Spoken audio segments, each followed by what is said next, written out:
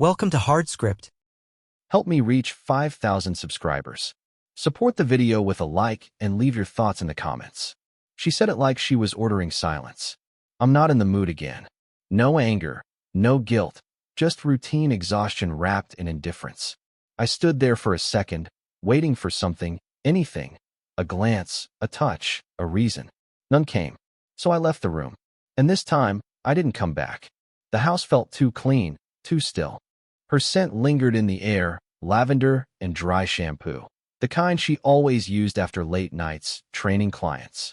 The same clients who texted at midnight. The same ones she called friends. I knew the pattern by now.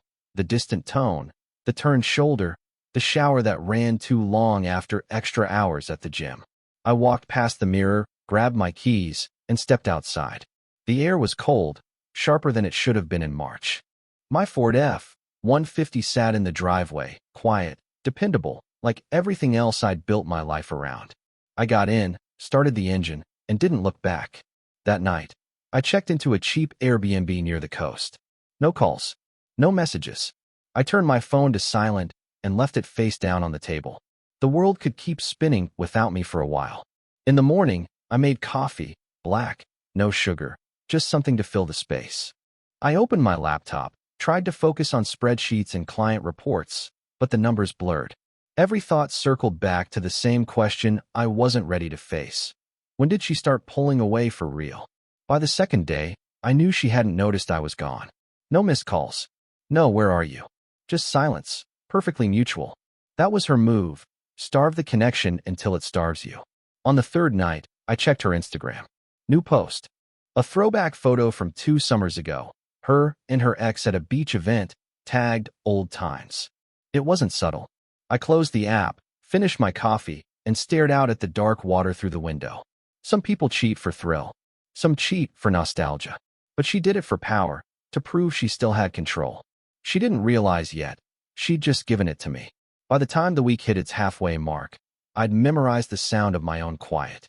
No phone, no conversation. Just the low hum of the fridge and the ocean behind the windows. It was strange how peace could feel both foreign and familiar at once. On Wednesday, I finally checked my messages. Nothing from her. A few from coworkers, one from my manager about a report due Monday, but not a single trace of her name. The silence wasn't an oversight, it was her signature. She used withdrawal like currency. Every ignored call, every delayed text was a reminder. She decided when connection existed. I made a list that morning.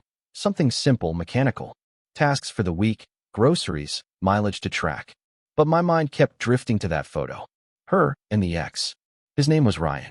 The kind of guy who lived on memories, still posting about his glory days and tagging the same 4 friends from high school.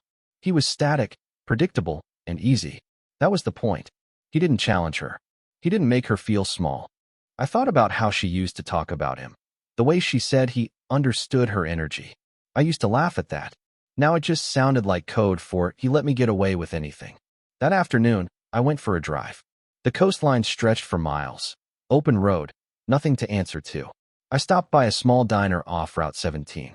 Ordered black coffee and eggs. The waitress called me Han, asked if I was passing through. I told her maybe. She smiled like she'd heard that answer 1,000 times before. Back at the Airbnb, I wrote a message I never sent. Just one line. Don't worry, I'm fine. I deleted it before the cursor could blink. Thursday night, she posted again. Another photo, another memory. Different caption this time. Some things just make sense again. I didn't react. Didn't scroll. I turned off the phone and sat there in the dark, listening to the waves hit the shore. If she wanted to live in the past, she could. I wasn't coming back to be part of it. By Friday, I'd already decided not to return home. There wasn't anything left to go back to, not really. The house was just a set of walls where silence used to mean comfort, and now it only meant control. Every not tonight, every I'm tired, was just a small rehearsal for the moment she'd stop pretending altogether. That morning, I stopped at a Target near the highway. Picked up a few things, a pack of shirts, a toothbrush, coffee grounds, nothing permanent. It felt symbolic, like replacing my life one item at a time. I watched couples shop together in the aisles, arguing about cereal brands, and realized I missed the noise. but only the kind that meant connection, not negotiation. Back at the Airbnb, I opened my laptop and checked her profile again. The new post was gone. Deleted. That was her pattern too. She'd pull a move, watch for a reaction, then erase the evidence once the silence stretched too long. But this time, I didn't give her anything to delete. Around sunset, I took the car and drove down to the marina. The sky was red and fading fast, like it was embarrassed to still be holding on. I sat on a bench and thought about the night we met. A gym event, music too loud, her laugh cutting through the noise. She was magnetic then. Everything felt easy, spontaneous, alive. But over time, she'd turned that spark into leverage. Every withdrawal, every cold glance, another reminder that desire could be weaponized. I realized something sitting there. The problem wasn't that she stopped wanting me. It was that she wanted to decide when I existed. By the time I drove back, the decision was final. No more waiting. No return. I packed my laptop, clothes, and the few things I'd bought that week. The key to the house was still on my keyring. I placed it on the table, next to the lamp. That night, I turned my phone back on for the first time in days. A single message from her appeared. "Where are you?" I didn't answer. I turned off the phone again. The silence felt cleaner this time. Not absence, just proof. Proof I didn't belong there anymore. Saturday morning, I woke up before sunrise. The air smelled like rain, thick and heavy, and the sound of the waves carried through the walls of the small rental. For the first time in months, I didn't reach for my phone right away. I just sat there listening. The quiet was almost physical, the kind that fills every corner until it becomes its own kind of presence. When I finally did check my phone, there were 5 messages from her. The first was short. "Where are you?" Then, "Can we talk?" The third one shifted tone. "You're being childish." The last 2 were longer, layered with guilt and confusion. She said she was worried, that I was overreacting again. I scrolled through them slowly, word by word, and felt nothing.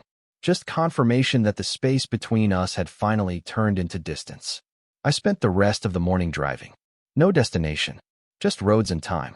Somewhere past a line of old billboards, I saw a small diner with a flickering neon sign. I pulled over. The waitress poured coffee before I even sat down. "You look like you've had a week," she said, smiling. I told her she had no idea. After breakfast, I parked near a cliff that overlooked the ocean. The wind was cold enough to sting, but it cleared my head. I thought about the first time she told me she needed space, how I'd apologized without even knowing what for. I kept thinking giving her room would fix us, when really, it just taught her how far she could push before I'd break. By the afternoon, I decided I wouldn't go back at all. The thought didn't feel dramatic. It felt logical, quietly final. I drove into town, found a small storage unit, and arranged to have the rest of my things sent there. One call to a moving service, one message to my landlord. Efficient. No explanations. When I turned off my phone again, it stayed off for good. She used silence as punishment. I turned it into my exit. That night, as the tide rose outside, I realized something simple. Some people confuse power with presence. I'd just learned that real control is leaving without leaving a trace. By Monday morning, the week had folded into something unrecognizable. The version of my life that used to revolve around her messages, her moods, her rhythms, it all felt distant now, like a show I'd stopped watching mid-season. The Airbnb host texted to remind me checkout was at noon. I packed in silence. It didn't take long. Everything I owned fit into the back of the car, 2 bags, my laptop, and a box of files I hadn't touched since the office downsized last year. I didn't feel like I was running away. I felt like I was finally stepping out of a room where the air had gone stale. Before leaving town, I stopped at a small cafe I'd passed earlier in the week. I ordered coffee, black, and watched people move through their Monday routines. Business calls, quick breakfasts, lives still connected to something. I realized mine wasn't anymore, and the relief that came with that was almost unsettling. When I turned my phone on again, her name filled the screen. 12 missed calls. 3 voicemails. The latest message said, "You're scaring me. Just come home." The irony stung for a second. Home. The word she'd spent months hollowing out, now used like a lure. I played one voicemail, just to hear her tone. It started calm, then broke halfway through. She said she didn't mean it like that. That she just needed space. That she missed how simple things used to be. Simple. I paused the message there. That was the truth of it. She wanted simple, but only when it meant control. I didn't call back. I didn't even save the number. Instead, I went online, found a long-term rental a few towns over, and sent the deposit. One small apartment, near the bay, quiet neighborhood. Perfect for disappearing. As I drove, the road curved through pine trees, the kind that block out most of the light. The silence wasn't heavy anymore. It was structured. It had purpose. When I stopped for gas, I noticed her text come through again. Just 2 words this time. You win. I stared at it for a while, then deleted the entire thread. It wasn't about winning. It never was.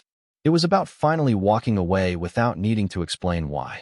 The new apartment was nothing special, and that was exactly why I chose it. One window facing the bay, a couch that looked borrowed from another decade, and walls that didn't know my name. It was the first place in years that didn't hold a single memory of her. I unpacked slowly. No rush. Each item I placed down felt like an act of separation. When I finished, I made coffee and stood by the window, watching the light shift across the water. There was no soundtrack this time. No phone buzzing, no notifications, no one asking when I'd be home. It was so quiet I could hear the clock tick. I hadn't noticed that sound in months. By Wednesday, I started working again. The company had me on remote status, which meant I could stay invisible and still get paid. The routine came back easily. Early mornings, clean data, steady focus. Work didn't ask for emotion, only precision, and that was all I had left to give. Around midweek, her number showed up again. Not a call this time, just a message. I'm sorry. I shouldn't have shut you out. The words felt rehearsed, too polished to be real. I read it twice, then locked the screen. My silence wasn't revenge anymore. It was maintenance. Friday night, I went for a walk along the pier. A group of people were laughing near a food truck, the smell of salt and grease hanging in the air. I ordered fish tacos and sat on the hood of the car to eat. Across the water, the city lights flickered like old memories trying to stay alive. For a second, I wondered if she was still in that house, still pretending not to notice the emptiness in her routines. Maybe she'd gone back to her ex. Maybe not. It didn't matter. What I knew for sure was that she'd eventually realize what I had. Silence doesn't punish, it defines. I threw away the wrapper, got back in the car, and sat there for a long minute before starting the engine. Leaving wasn't the hardest part. Staying gone was.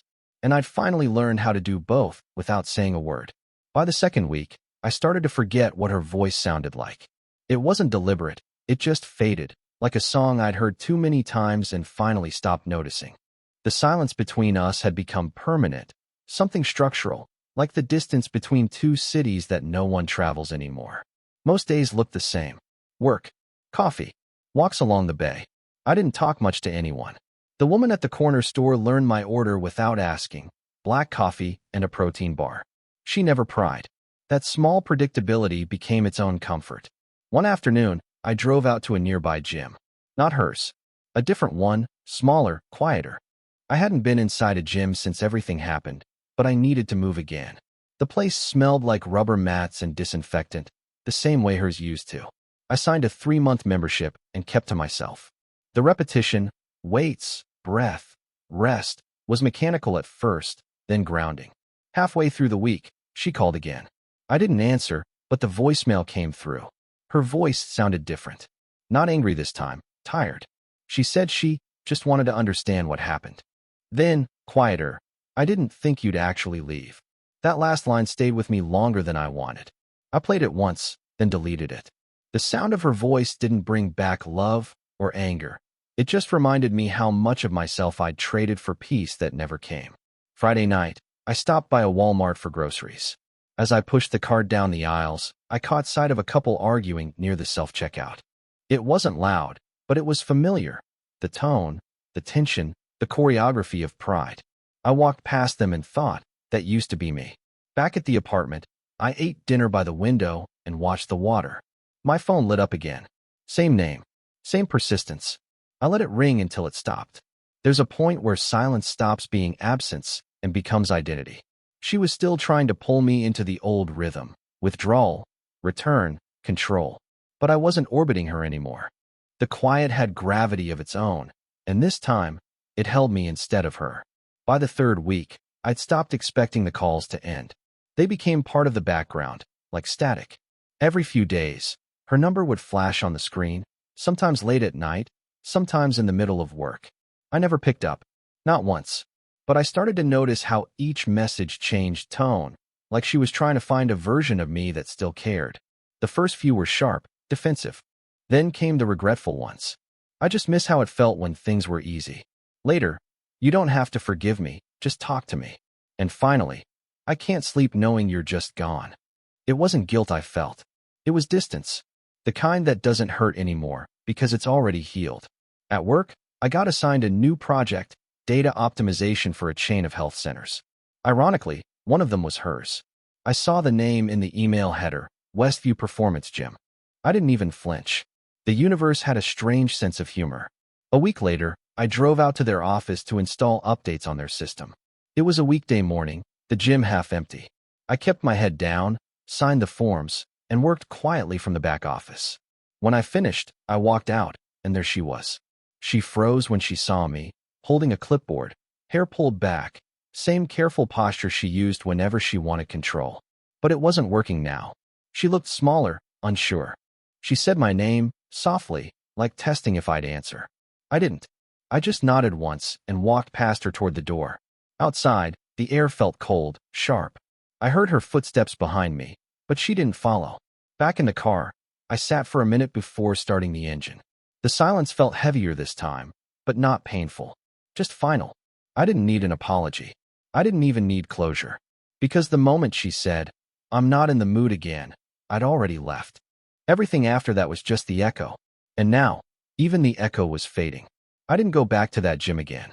The project wrapped, the payment cleared, and I archived the files the same day. Clean, efficient, done. But even after I'd closed the laptop, the image of her standing there, still, quiet, uncertain, stayed in my head longer than I wanted it to. Not because I missed her, but because I recognized something in her I used to live with, the fear of silence. That night, I walked down to the pier again. The air was thick with salt and the kind of stillness that only happens before dawn. I sat on the same bench I'd been to weeks before, the one overlooking the water. The tide was coming in, soft and rhythmic. I used to think silence was a punishment. Now it felt like design. My phone was in my pocket, buzzing once every few minutes. Messages stacking up, unread. I didn't need to check. I already knew what they said. Regret always follows silence. It's predictable like gravity. But the truth was simple. There was nothing left to fix. Around midnight, I drove home. The roads were empty, headlights carving through the dark. When I got back, I left the phone on the kitchen counter, face down, and opened the window. The night breeze moved through the apartment, carrying the smell of rain and asphalt. Everything felt grounded. I thought about how quiet endings rarely make sense to the people left behind. They expect noise, arguments, closure, explanations. But the power of silence is that it denies them an audience. It leaves them alone with themselves. The next morning, I went for a run before work. The sky was pale, the world half awake. Somewhere between mile 2 and 3, I realized I hadn't thought about her once since I started running. Not her voice, not her face, not her absence. Just the sound of my own breath and the rhythm of my steps. When I got back, there was another message waiting. "I hope you're happy now." I deleted it without reading the rest. Happiness wasn't the goal. Peace was. And peace, I'd learned, is quiet. Always quiet. It's strange how fast life recalibrates once you stop feeding the noise. A month passed before I realized I hadn't checked her profile, hadn't replayed a single message, hadn't even thought about what she might be doing. The silence that once felt heavy now fit around my life like armor. Smooth, unbreakable, almost invisible. Work picked up. The company offered a permanent contract, remote, flexible hours. I accepted. The condo began to feel less like a hiding place and more like a base. I bought a small desk from Home Depot, set it by the window, and built my workspace from scratch. There was order in that. Structure. A version of myself that didn't bend around anyone else's moods. One evening, while cleaning out my inbox, I saw an old thread with her name on it. Hundreds of messages, years of back and forths that once felt like proof of love. I scrolled through them slowly, then hit select all. The computer asked if I was sure. I pressed delete. The folder went blank, and with it, The last trace of her voice in my digital world disappeared. A few days later, a mutual friend reached out. He said she'd moved away, closer to her family. She was trying to start over. I wished her well silently, not out of bitterness, but because some stories don't need an audience for their ending. That night, I drove to the same diner off Route 17, the one from my first week away. Same waitress, same coffee, same calm. She smiled when she saw me. "Haven't seen you in a while," she said. I told her things got quiet. She laughed. "That's not always bad." On the drive home, I rolled the windows down. The wind filled the car, loud enough to drown everything else out. The bay shimmered under the streetlights, and for the first time, the silence wasn't about her anymore. It was about me, what I'd built, what I'd reclaimed, what I'd protected. She once said, "I'm not in the mood again." I left the room and stayed gone. Now, every quiet morning reminds me. I never went missing. I just finally showed up where I was supposed to be. Support the channel by liking, commenting, and subscribing. I promise even more interesting stories.